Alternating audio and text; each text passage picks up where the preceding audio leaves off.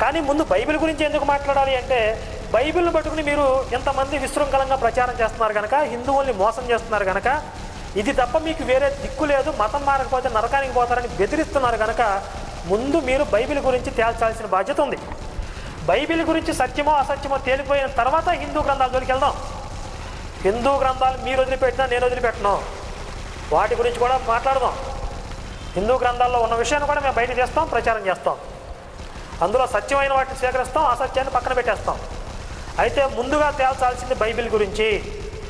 బైబిల్లో ఉండాలా, బయటికి రావాలా, ఈ విషయం మీద మనం ఒక నిర్ణయానికి వచ్చిన తర్వాత హిందూ గ్రంథాల జోలికి వెళ్దాం. వాటితో ఇప్పుడేమో అంత ప్రమాదం లేదులే. ఎవరు హిందూ గ్రంథాలు పట్టుకుని మత మార్పిడులు ఏం చేయట్లేదు. మీరు మత మార్పిడి చేస్తారు, నరకానికి పోతారని ఎవరు బెదిరించట్లేదులే. కాబట్టి అవి ఎమర్జెన్సీలు లేవు, ఇది ఎమర్జెన్సీలో ఉంది. లేదు మా వ్యాపారాలు మేము చేసుకుంటాం, మేము అలాంటి చర్చలకేమో రావంటారా?